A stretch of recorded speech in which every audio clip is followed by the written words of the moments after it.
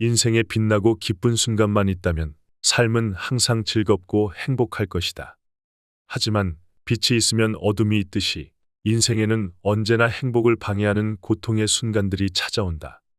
행복하고 기쁜 상황에서의 삶은 기꺼이 누리고 싶고 살아갈 가치가 넘쳐나겠지만 인생의 다양한 문제들이 찾아오는 순간에는 반짝이던 삶의 어둠이 내려앉는다. 나에게 갑자기 들이닥친 경제적 문제들, 안 그래도 출근하고 싶지 않은 회사에서의 인간 군상과 스트레스를 유발하는 부정적인 상황은 나를 고통스럽게 만든다. 인간관계에서 생겨나는 마음의 상처는 해결하지 못한 돌덩이 같은 트라우마로 이번 생에서 쌓여만 가는 것 같다. 인생이 힘들어질 때 윌리엄 제임스의 조언을 들여다볼 필요가 있다. 그는 심리학의 아버지라고 불리는 미국의 철학자로 심리학을 철학에서 독립된 과학적 학문으로 발전시키는 데 기여했다. 그의 저서 심리학의 원리는 심리학 연구의 기초를 마련했으며 특히 의식, 감정, 의지에 대한 연구는 심리학에서 오늘날까지 중요한 주제로 남아있다. 존 듀이, 카를 융 하이데거, 에이브러햄 매슬로우 등에게 영향을 주었으며 현재 미국의 긍정심리학 등 사회 전반적으로 제임스의 사상은 살아 숨쉬고 있다. 그는 1895년에 삶은 살아볼 만한 가치가 있는가? 라는 주제의 논문을 발표했다. 당시 미국 사회는 자살률이 점점 높아지고 있었다. 이런 환경에서 윌리엄 제임스는 과연 우리의 인생이라는 건 살아갈 가치가 있는지에 대한 주제를 던지고 연구했다. 모든 삶은 살아갈 가치가 있는 것일까? 재정적으로 안정되어 있고 인간관계도 원활하며 한 번씩 여행을 떠날 수 있을 만큼 시간적으로 여유 넘치는 생활과 취미를 즐길 수 있다면 삶에 여유로워 보이고 충분히 살아갈 가치가 있다고 대다수 사람들은 쉽게 말할 수 있을 것이다. 하지만 어떤 사람이 인생의 고통의 끝자락에 서 있다면 살아갈 가치가 있다고 말할 수 있을까? 대출 때문에 경제적으로 허덕이고 자녀들을 양육하면서 부족한 생활비로 인해 노후 준비를 전혀 못하고 가족 간의 시간도 보낼 수 없는 상황이다. 이런 상황 속에서도 자신 있게 지금 내 인생은 빛나고 있으며 살아갈 가치가 충분히 있다고 말할 수 있을까? 윌리엄 제임스는 삶이 무의미하고 무기력해서 내가 인생을 살아가도 되는지 의문이 생긴다면 이 질문은 인생의 고통과 고난에서 발생하는 것이라고 말했다. 오히려 고통이나 고난은 삶을 어둡게 하는 것이 아니라 인생에 대한 열정을 강화시킬 수도 있다고 말했다. 그렇다면 도대체 어떤 것이 인생을 무의미하게 느끼게 만드는 것일까? 제임스는 말했다. 우리의 주인인 신이 언제 어디서나 함께 있다고 믿으며 그와 교감하기를 바란다. 그런데 세계의 가시적인 현상이 드러내주는 신의 속성은 우리의 바람과 충돌을 일으킨다.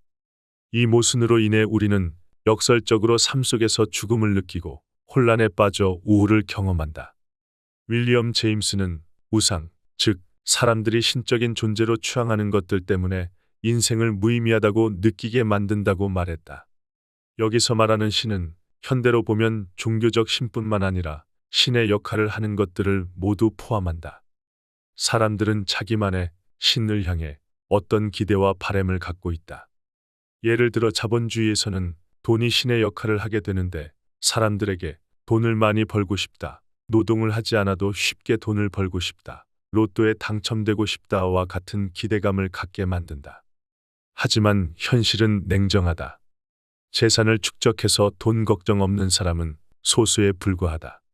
대부분의 사람들은 대출과 이자를 갚으면서 재산이 충분하지 않다고 생각한다.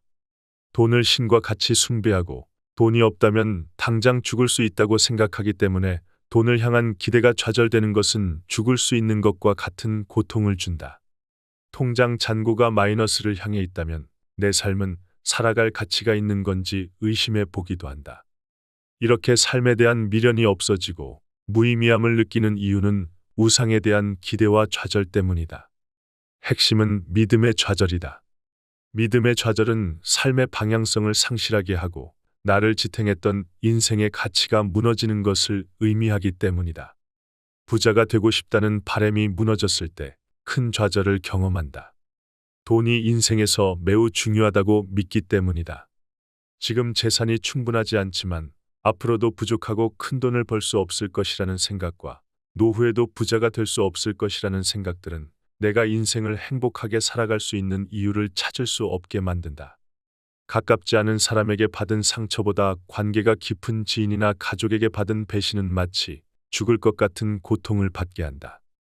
왜냐하면 관계가 깊은 사람은 내 인생에서 너무나도 중요하다고 믿고 있기 때문이다.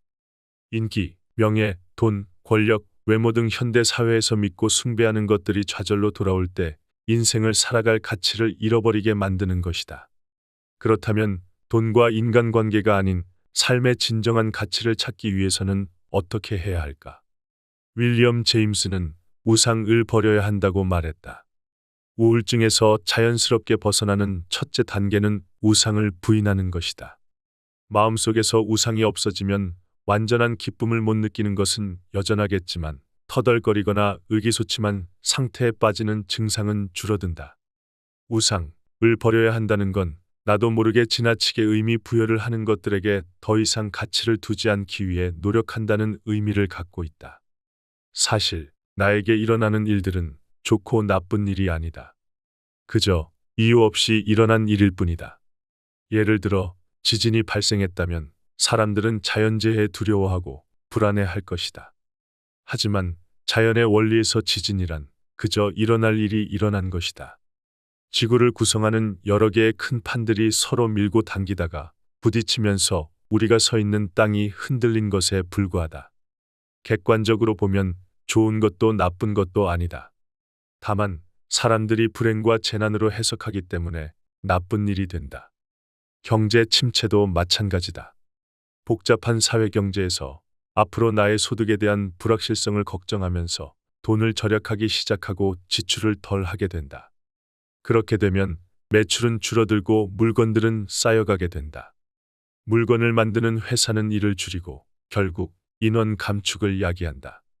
경기 침체는 이렇게 경제 전반에 걸쳐 돈이 돌지 않게 되면서 경제가 위축되는 현상이다. 다만 경제 상황을 보고 자신만의 관점으로 불행한 일이라고 해석하면서 인생은 어두워진다. 대상에 대한 믿음이나 희망이 지나치게 많을 경우 인생의 우상이 돼버리고 우리가 버려야 하는 대상이 된다. 그렇게 인간은 끊임없이 자기만의 우상을 만들어내면서 좌절하고 불행하게 느낀다. 삶에서 나의 생명을 좌지우지할 수 있을 정도로 집착하고 숭배하는 대상은 무엇인가? 많은 사람의 경우 돈, 명예, 사회적 지위 등이 있을 것이다. 우리는 이런 대상에 대한 숭배를 그만두어야 한다. 그렇다고 해서 돈을 좇지 말고 지위를 높이기 위해서 노력하지 말라는 이야기는 아니다. 다만 나의 삶을 지배하게 두지 말라는 것이 윌리엄 제임스가 말하는 우상을 파괴하라는 진정한 의미이다. 나의 삶보다 더 중요하게 여기고 집착하고 숭배하는 대상이 존재한다면 삶의 의미에는 항상 조건이 따라온다. 돈이 충분해야만 삶은 가치 있는 것이고 외모가 훌륭해야만 삶의 의미가 높아진다. 명예나 사회적 지위가 높을수록 삶의 가치는 더 높아진다. 반대의 경우 가난하면 삶을 살아갈 의미가 없고 외적으로 자신이 없다면 살아갈 가치가 없는 것이며 비루한 신분이라면 삶은 반드시 처참해야만 한다. 이것이 바로 우상이 지배하는 삶의 모습이다.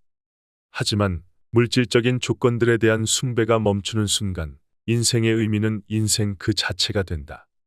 삶이 살 가치가 있다고 믿어라. 그러면 그 믿음이 그 사실을 만들어낼 것이다. 나의 삶을 움직이는 것은 나의 믿음이다. 물질적인 조건이 나의 삶을 지배하게 두는 이유는 내가 그렇게 믿기 때문이다. 결국 삶의 의미라는 건 내가 무엇을 가졌고 객관적으로 어떤 사람인가에 달려있는 것이 아니라 내가 나의 삶을 어떻게 받아들이고 믿느냐에 따라 형성되는 것이다. 하지만 여기서 문제가 있다. 나의 인생을 도대체 어떻게 믿을 수 있을까? 돈과 같은 물질적인 조건은 나뿐만 아니라 주변 사람들도 다들 중요하게 생각하기 때문에 믿음의 근거로 삼을 수 있다. 하지만 내 삶이 더 악화되고 망하게 될지도 모르는데 어떤 근거로 내 인생을 믿을 수 있는 것일까? 증거가 없다고 해도 인생의 굴곡은 있겠지만 잘 흘러갈 것이고 살아갈 가치가 충분히 있다고 우리는 믿을 수 있다. 아니, 어쩌면 믿어야만 한다. 어떤 사람이 약 2미터쯤 되는 계곡을 뛰어넘어야 하는 상황을 가정해 보자. 그 사람은 매번 계곡을 뛰어넘는 훈련을 하지 않기 때문에 얼마나 뛸 수 있을지 잘 모를 것이다. 그래서 2미터가 되는 계곡을 뛰어넘을 수 있다는 증거를 찾으려고 해도 찾기 어려울 것이다. 계곡을 뛰어넘는 선택을 한다는 것은 뛰어넘을 수 있다는 일종의 믿음이 필요하다. 만약 저 계곡을 뛰어넘을 수 있을까? 라는 의문을 가지고 주저하게 된다면 자신감이 부족해서 실제로 뛰어넘지 못할 가능성이 더 커질 것이다. 계곡을 넘지 못하고 중간에 멈춰 서거나 결국 쫓아오는 사람에게 잡힐 수 있을 것이다. 하지만 이럴 때 눈에 보이는 증거에만 집착하지 않고 내가 이 계곡을 뛰어넘을 수 있다 라는 믿음을 가진다면 그 믿음이 실제로 계곡을 넘어가는 데 중요한 역할을 할 수도 있다. 과감하게 자신을 믿고 의지를 가지면 그 믿음이 오히려 당신을 성공적으로 계곡을 넘게 해줄 수 있는 것이다. 이처럼 믿음을 가질 때 더욱 바람직한 결과를 얻을 수 있다. 인생도 마찬가지다. 인생은 확실한 상황보다 불확실한 상황이 더 많다. 불확실한 인생의 과정 속에서 나의 삶이 가치 있고 충분히 살아갈 의미가 있다고 믿는다면 인생을 더 잘 살아갈 수 있는 가능성이 높아질 것이다. 물론 인생의 모든 영역에서 근거 없는 믿음이나 보이지 않는 믿음을 가져서는 안 된다. 우리에게 주어진 논리적 능력과 과학적 사고를 활용해서 철저하게 분석하고 행동에 옮겨야 한다. 일단 내 인생에 대한 믿음을 가지고 살아가다 보면 경험이라는 인생의 증거가 쌓이게 된다. 윌리엄 제임스는 내가 살아갈 가치가 있다고 믿는다면 우리는 삶의 의미를 더 잘 발견할 수 있게 된다고 말했다. 본질적인 신성 혹은 영속적인 의미는 평범한 브루클린 혹은 뉴욕 시민이 아무 생각 없이 지나치는 광경 속에 존재하지 다른 데 존재하지 않는다. 그곳에는 삶이 있고 바로 한 발짝 옆에는 죽음이 있다. 언제 어디서도 볼 수 없는 종류의 아름다움이 있다. 삶의 의미는 언제 어디서나 발견할 수 있다. 물론 특별한 경험이나 추억이 아니라면 어떤 조건 속에서 발견할 수 있겠지만 내가 관심을 가지지 못했던 평범함 속에서도 발견할 수 있다. 윌리엄 제임스는 삶의 의미라는 건 누구에게나 주어져 있는 선물이라고 말했다.